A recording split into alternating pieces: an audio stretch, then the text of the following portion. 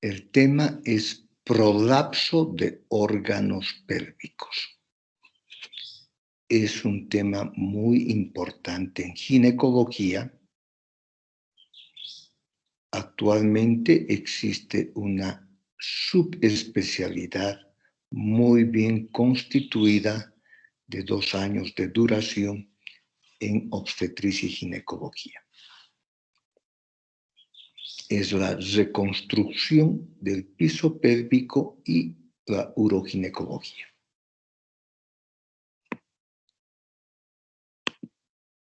Como siempre, empezamos con definición de prolapso de órganos pélvicos. Una definición bastante sencilla dice que es el descenso o caída de los órganos pélvicos por debajo del nivel normal. Repito, es el descenso o caída de los órganos pélvicos por debajo del nivel normal. Otra definición, más exacta pero más compleja, dice, es la pérdida del soporte anterior, apical y del compartimento posterior de la vagina.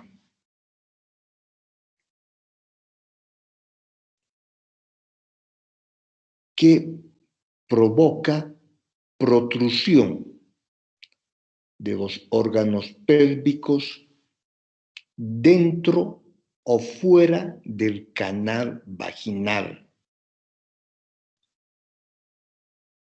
Entre estos órganos están la vejiga, el recto,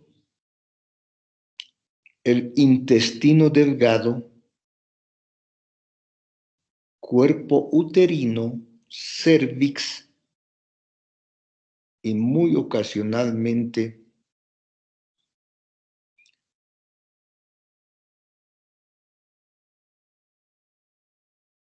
sigmoides y colon.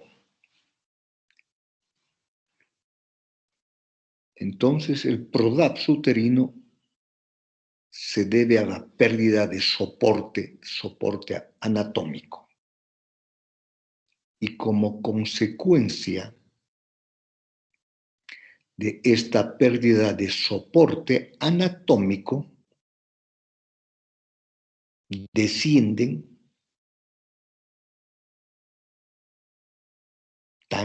pueden descender tanto la vejiga, el recto, el intestino delgado, cuerpo uterino, cervix y ocasionalmente sigmoides y colon.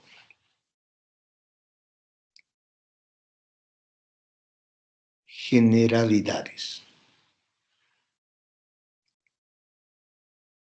El piso pélvico es el encargado de evitar el prolapso o descenso de los órganos abdominopélvicos. El piso pélvico cierra todas las aberturas, espacios u orificios de la pelvis ósea. En este momento ustedes pueden recordar o imaginar cómo es una pelvis ósea, completamente abierta.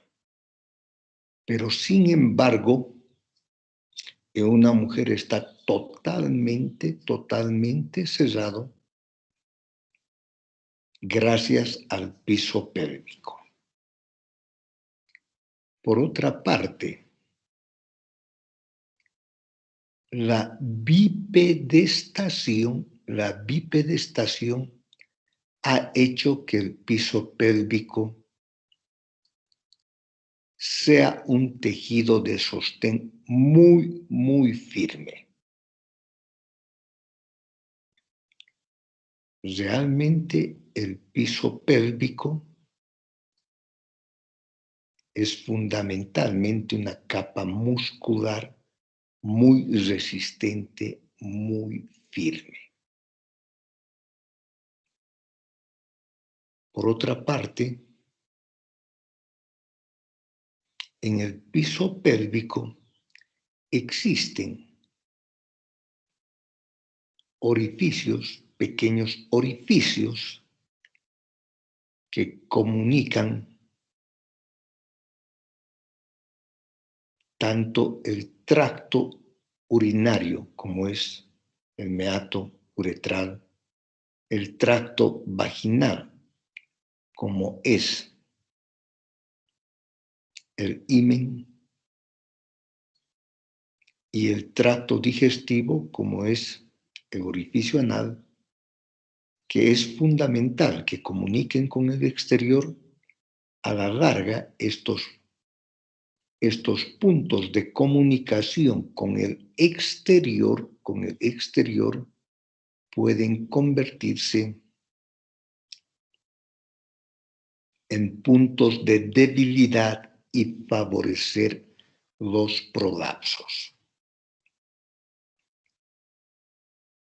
Habíamos mencionado un factor muy importante, la bipedestación ha hecho que el piso pélvico esté muy desarrollado, sea muy firme. Si ustedes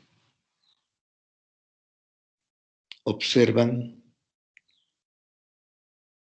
el parto viene a resultar muy, muy difícil y una experiencia muy especial para las mujeres. En las otras especies, las hembras normalmente tienen sus partos de una forma mucho más sencilla, mucho más, con menor horas de duración que las mujeres. Y esto se debe fundamentalmente a la bipedestación que ha hecho que el piso pélvico sea muy firme y por otra parte, al podo cefálico del feto y o neonato. Ustedes han podido observar que un neonato depende 100% de cuidados de su madre o de alguien más. 100%. Un neonato no puede hacer absolutamente nada por sí solo, a pesar de que tiene un gran volumen cefálico. En cambio, si ustedes han podido ver, cuando una yegua tiene su críita, expulsa a la cría, se cae al piso, la críita se sacude y empieza a caminar detrás de su madre.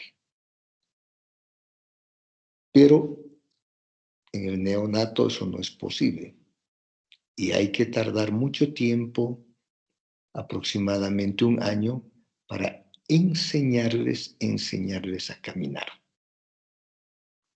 Entonces, estos dos factores son los que hacen que el parto en las mujeres resulte una experiencia muy especial, algo difícil, normalmente complicado. El gran desarrollo del piso pélvico por la bipedestación y el tamaño del podo cefálico.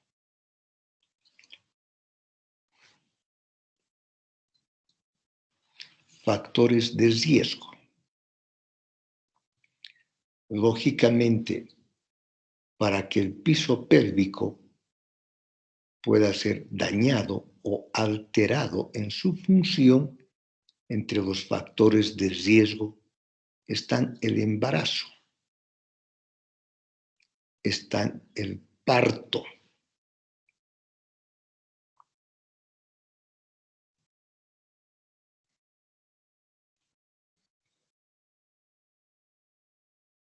alteraciones o lesiones congénitas o adquiridas del tejido conectivo. Está la edad, las histerectomías, la menopausia, la obesidad,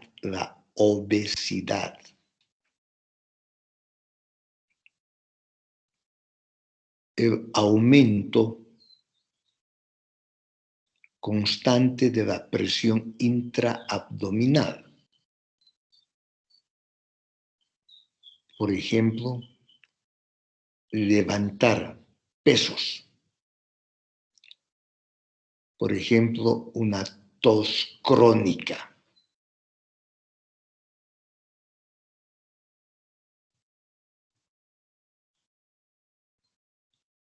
La denervación de la musculatura pélvica. Estos son factores de riesgo para los prolapsos de órganos pélvicos. Ustedes podrán comprender que cuanto mayor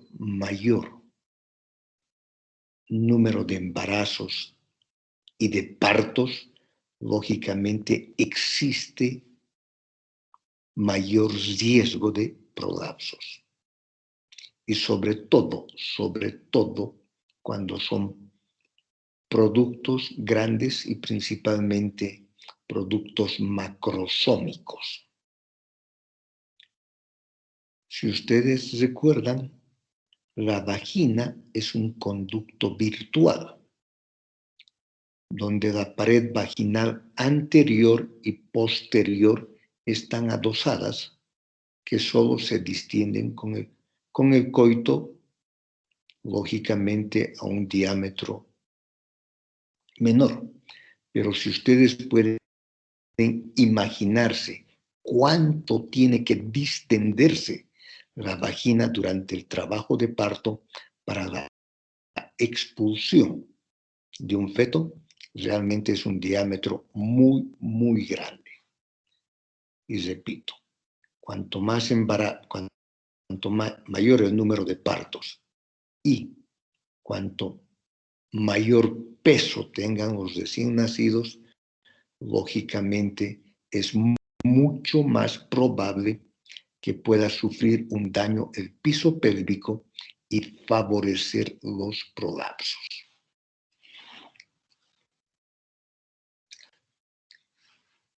Piso pélvico o piso perineal, y en algunas ocasiones también van a ver como suelo pélvico. El piso pélvico está formado por el diafragma pélvico principal, que básicamente corresponde al músculo elevador del ano. En realidad, el músculo elevador del ano probablemente sea más del 95% el encargado de soportar, de constituir el piso pélvico y soportar todos los órganos intraabdominales y la presión intraabdominal que normalmente existe. El diafragma urogenital son pequeños músculos que están alrededor de la vejiga y de la vagina.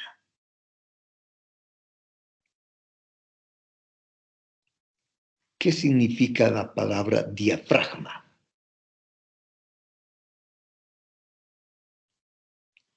Ustedes han escuchado el músculo diafragmático, que es un órgano, en este caso un músculo, con función de tabique, El diafragma, pues, divide o separa la cavidad abdominal de la cavidad torácica y por tanto es un tabique. Planos del piso pélvico. Y vamos a indicar los planos del piso pélvico desde lo más exterior o superficial.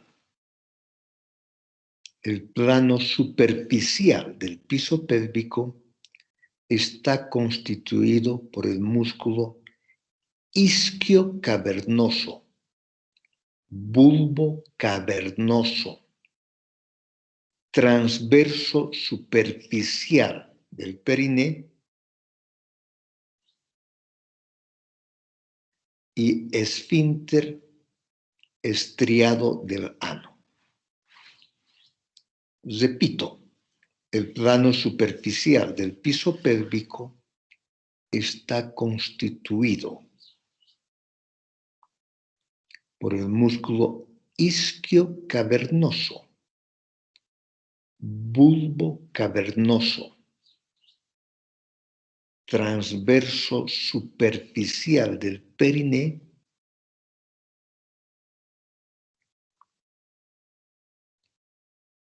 y esfínter estriado del ano.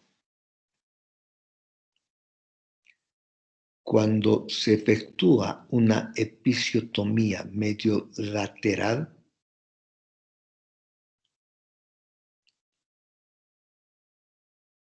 normalmente se secciona el músculo bulbo cavernoso y transverso superficial del periné. Y cuando hay un desgarro, pues lógicamente se compromete el esfínter estriado del ano.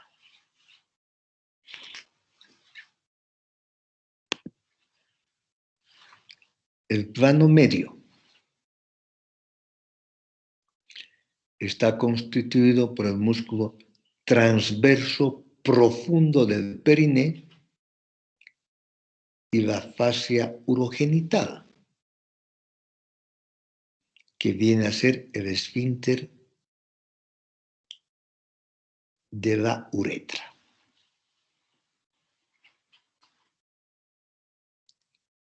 Si ustedes recuerdan, una fascia es simplemente la condensación del tejido conectivo. Y el plano profundo, o sea, el más interno, está constituido por el músculo elevador del ano, con sus ramas iliococcigio, isquiococcigio, pubococcigio.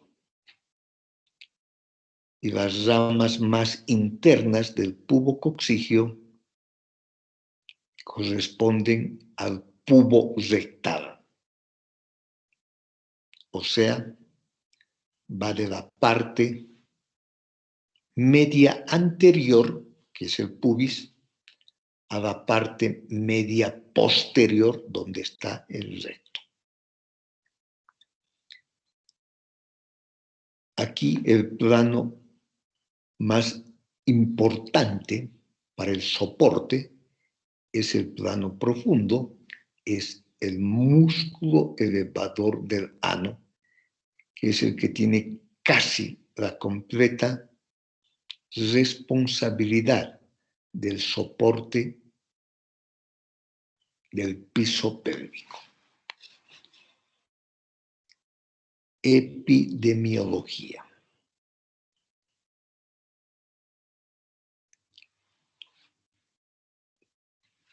Un 50% de las mujeres presentan algún grado o nivel de prolapso de órganos pélvicos. Pero solo un 10% de las mujeres van a presentar prolapsos sintomáticos.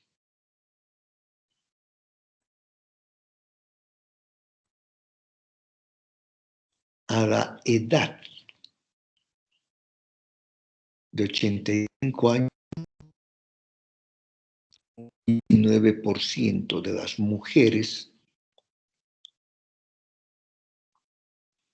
en los países desarrollados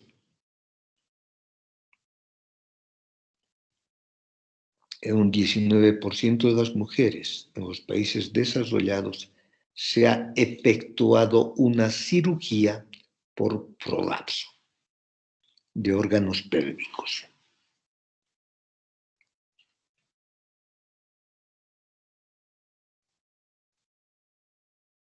Por tanto,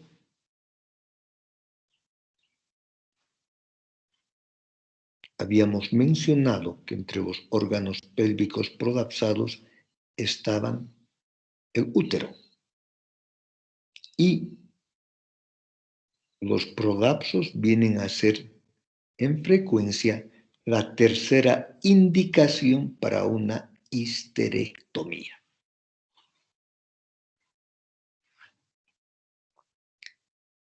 Elementos de suspensión de los órganos genitales. Habíamos mencionado que el músculo elevador del ano es el principal para sostener los órganos pélvicos. Y ahora vamos a mencionar los elementos de suspensión de órganos genitales. El útero está suspendido principalmente por el ligamento cardinal o de Mackenroth. También está suspendido por los ligamentos uterosacros y por el parametrio. En cambio, la vagina está suspendido o suspendida por su inserción a nivel cervical, formando los fondos de saco vaginales, y además está suspendida por el paracolpos.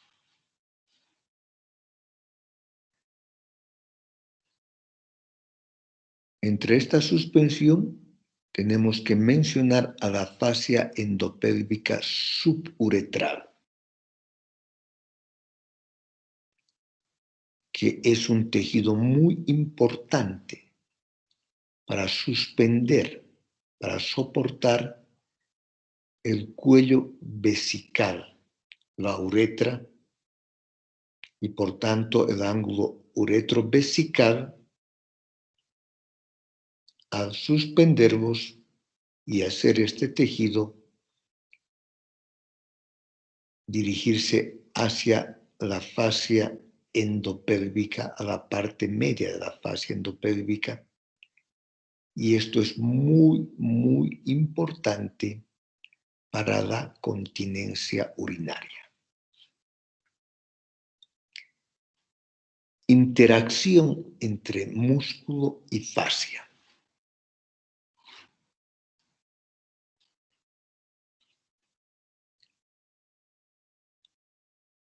Cuando el músculo elevador del ano ha sido dañado,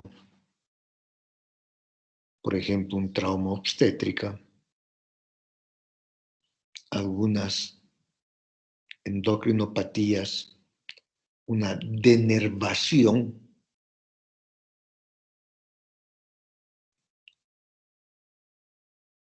las fascias pueden todavía sostener, suspender los órganos pélvicos.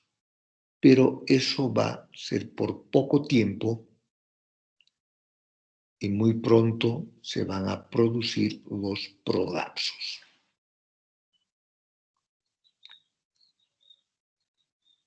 Síntomas. Los diferentes prolapsos tienen casi los mismos síntomas. Por ejemplo, es frecuente la sensación de un bulto a nivel genital, principalmente vaginal, una sensación de peso. Frecuentemente va asociado a incontinencia urinaria y en otras ocasiones a retención urinaria, a polaquiuria, a urgencia, a infecciones urinarias, a dolor en el sacro, asociado a incontinencia fecal.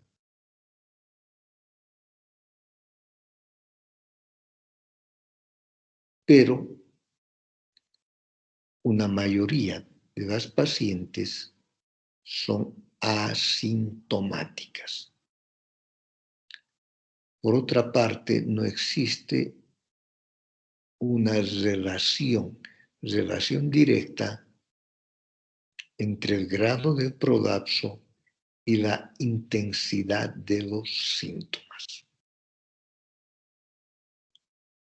También es frecuente observar humedad perineal o ulceración perineal en los prolapsos.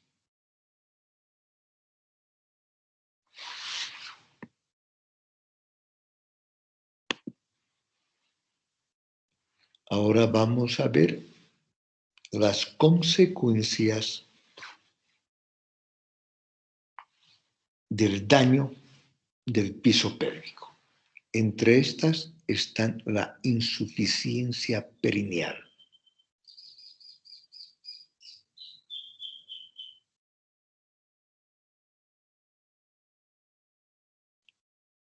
La insuficiencia perineal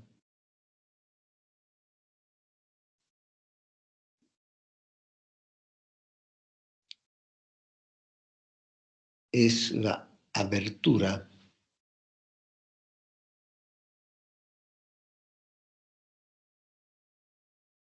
mayor de lo normal del orificio vulvar, en otras palabras, del himen, y una distensión mayor a lo normal del canal vaginal, que esto se hace sobre todo evidente durante las relaciones sexuales.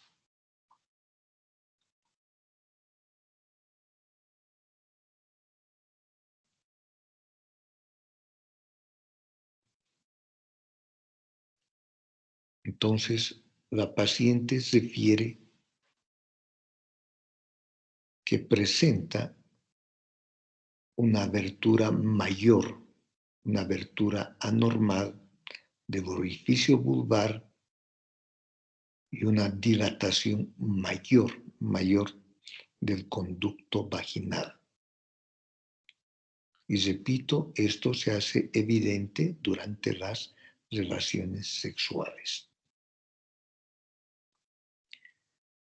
Evaluación de la suficiencia perineal. Entonces, cuando las pacientes nos refieren estos síntomas, tenemos que evaluar si existe o no suficiencia o insuficiencia perineal. Para esto, durante el examen ginecológico, la paciente en posición ginecológica introducimos el dedo índice y medio y aplicamos una fuerza sobre el periné, cuerpo perineal, hacia abajo, y solicitamos a la paciente que contraiga los músculos perineales. Esto es, contraer los músculos perineales es como si la paciente quisiera dejar de miccionar súbitamente.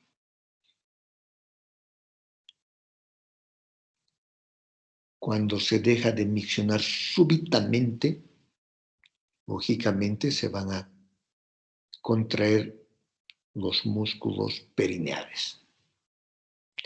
Y de esta manera nosotros podemos determinar el tono y la fuerza de contracción de los músculos perineales.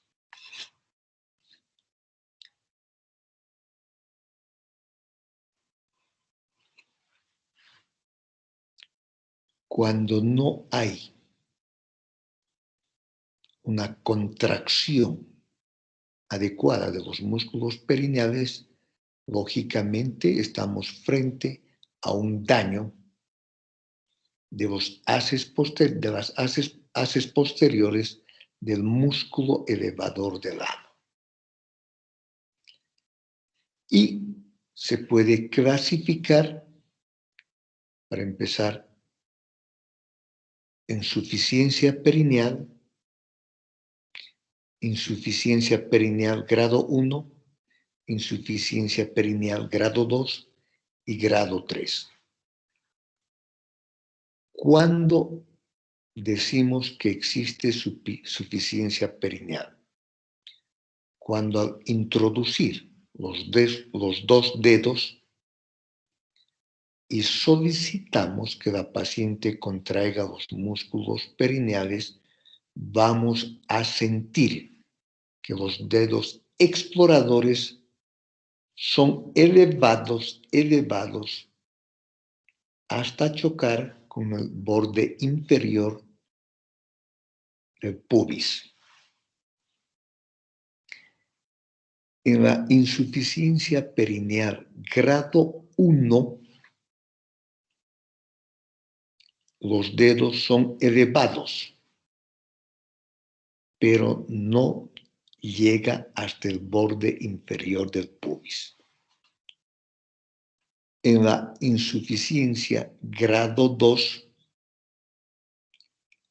los dedos no son elevados, pero se percibe el aumento del tono o contracción de los músculos perineales. Y en la insuficiencia grado 3, que es el de mayor daño, no se elevan los dedos exploradores ni tampoco se percibe contracción de los músculos perineales. El tratamiento en los grados 2 y 3 es quirúrgico, es la reconstrucción para que la vagina y sobre todo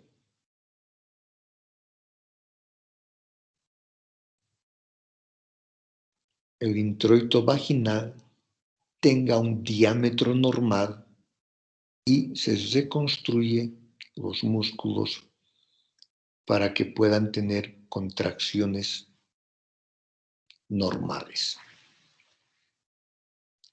cistocele, colpocistocele. La palabra cele significa tumor, tumefacción, cavidad, por ejemplo, neumocele, pero también significa hernia. En este caso utilizamos como hernia.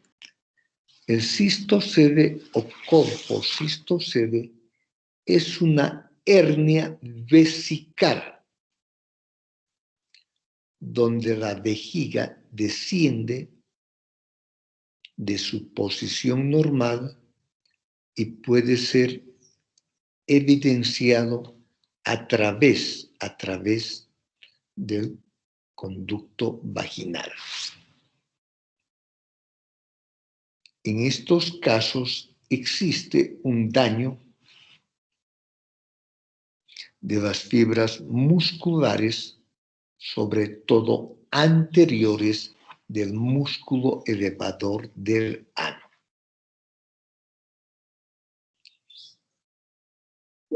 También se clasifican en primer grado cuando la vejiga desciende a través del canal vaginal sin llegar al introito o anillo vaginal. Grado 2, cuando el descenso llega o alcanza el introito o anillo vaginal. Y grado 3, cuando desciende a través del introito, se exterioriza mucho más.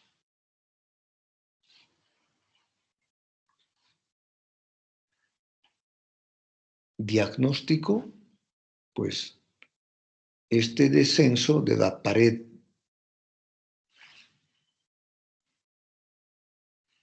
vaginal anterior, con más la vejiga, se observa durante el examen ginecológico. Generalmente son pacientes con dificultad para iniciar la micción, dependiendo del grado de cistocele. En algunas ocasiones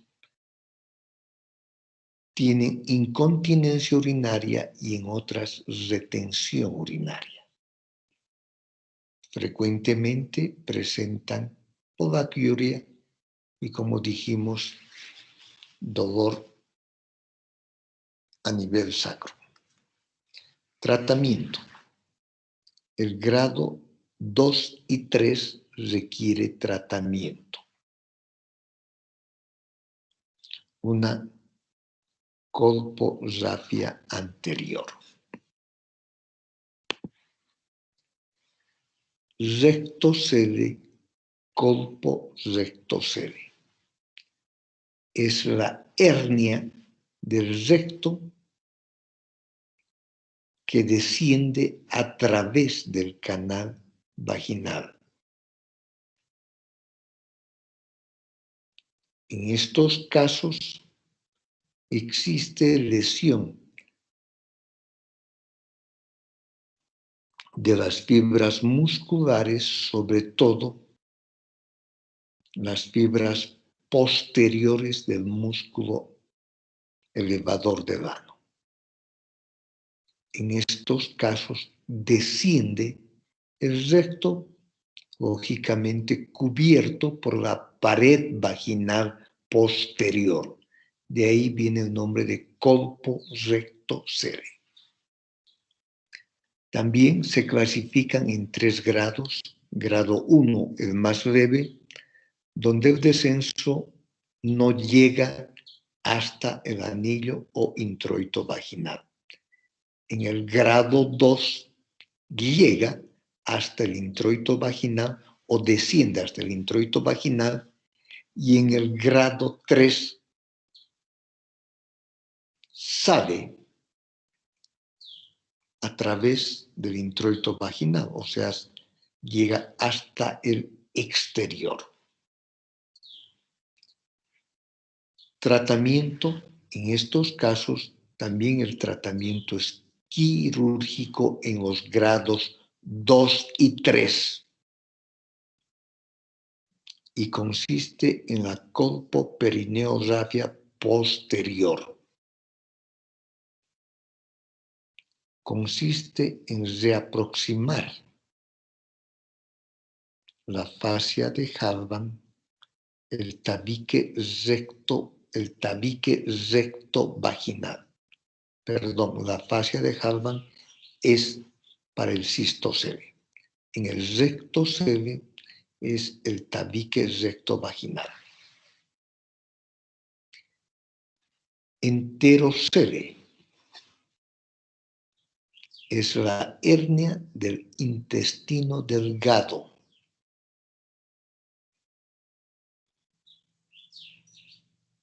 Que se observa a nivel del fondo de saco posterior.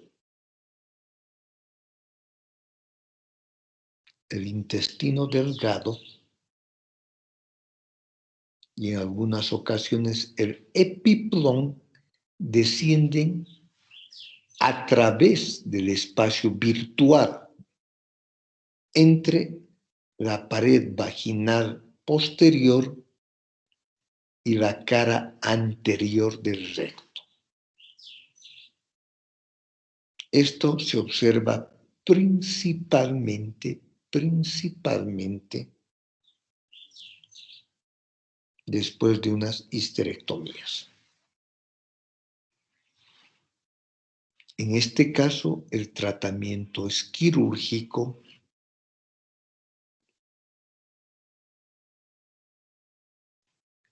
Hay que hacer tratamiento del saco herniario y como habíamos mencionado, el contenido del saco herniario puede ser intestino delgado o puede ser epiplón. Prolapso uterino. En este caso se produce el descenso o caída del cuerpo uterino, no del cérvix. Si ustedes recuerdan, el cérvix es la parte inferior del útero, pero en este caso, el que debe descender como volcándose es el cuerpo uterino. El prolapso uterino implica un daño mayor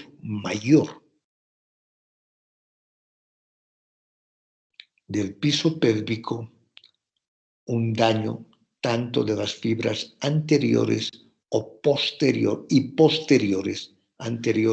posteriores del músculo elevador del ano. También se clasifican en 3 grados. Grado 1, el más leve, el cuerpo uterino desciende sin llegar al introito vaginal. En el grado 2, desciende hasta llegar al introito vaginal y en el grado 3, el cuerpo uterino sale a través del introito vaginal o del orificio vaginal. El tratamiento en el grado 2 y 3 va a ser quirúrgico. Generalmente una histerectomía vaginal. En el grado 2 se puede hacer la operación de Manchester, que consiste en una uterosuspensión haciendo una plicatura de los ligamentos laterales.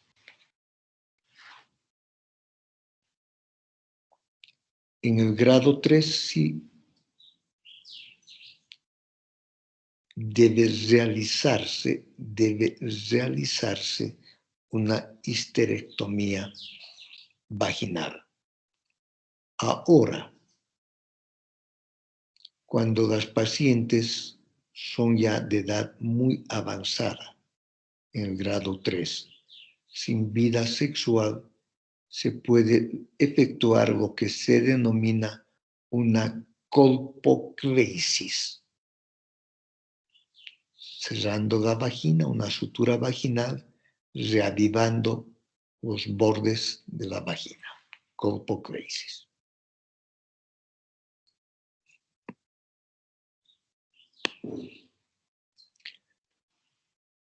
Prolapso de cúpula vaginal.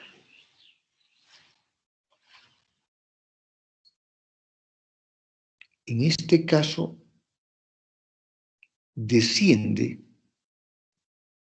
la cúpula vaginal, que esto se observa después de una histerectomía, tanto vaginal como histerectomía abdominal, por una mala técnica para suspender la cúpula. Entonces, la cúpula protruye a través del canal vaginal hacia el exterior. El tratamiento es quirúrgico, que consiste suspender la cúpula por vía abdominal, fijando la cúpula hacia el sacro, así también se puede fijar a los ligamentos úterosacros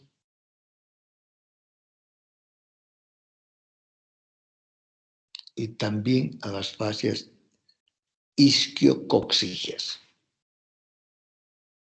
Cuando se produce un prolapso de cúpula vaginal, realmente pues es como una iatrogenia, y muchas veces quirúrgicamente implica bastante dificultad para poder fijar muy adecuadamente y evitar de que se vuelva a producir un prolapso de cúpula vaginal. Tratamiento en general. El tratamiento conservador consiste, uno, en los ejercicios de Kegel, que consiste en contraer los músculos perineales como cuando se quiere interrumpir súbitamente la micción. Se hace estos ejercicios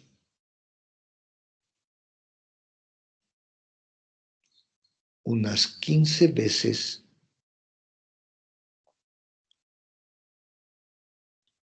contrayendo los músculos y relajándose por unos 15 segundos, nuevamente contrayendo los músculos perineales unas 15 veces y 3 series.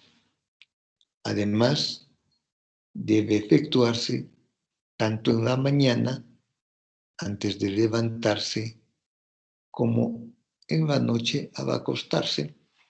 Lógicamente, no es posible que alguien se dé cuenta que se está efectuando este tipo de ejercicios de Kegel. En mujeres menopáusicas es útil administrar estrógenos tópicos para fortalecer los tejidos vaginales, estrógenos tópicos. Y finalmente el empleo de pesarios, que son dispositivos colocados dentro de la vagina y actúan como soporte para los órganos pélvicos. Los pesarios normalmente tienen la forma de un donut, que los que consumimos, lógicamente están hechos de un tejido que no deben lastimar la vagina. Este es el tratamiento conservador. El tratamiento quirúrgico, dijimos que son generalmente grados 2, 3, prolapsos. Hay que hacer algunas consideraciones preoperatorias. Primero, identificar plenamente qué fibras son las que han sufrido daño. Es necesario efectuar Papa Nicolau. Es necesario tomar una biopsia de endometrio si existe antecedentes de sangrado. Es necesario antibióticos profilácticos. Es recomendable la pérdida de peso porque dijimos que la obesidad era un factor de riesgo. Se efectúa colposcopia anterior en casos de cistocele, una colposcopia posterior en casos de rectocele y una histerectomía vaginal en casos de prolapso uterino. Muy bien, vamos a suspender la clase. Si alguien tiene alguna pregunta, alguna aclaración, con mucho gusto. O si no, el día lunes que vamos a continuar con el tema, vamos a ver incontinencia urinaria. Pueden hacer todas las preguntas que crean convenientes al inicio de... ¿Alguna pregunta? Si no hay preguntas, terminamos la clase. Que tengan buen día y buen fin de semana. Gracias, doctor. A ustedes, Gracias, doctor. Buen día. a ustedes las gracias por su presencia. Buenos días.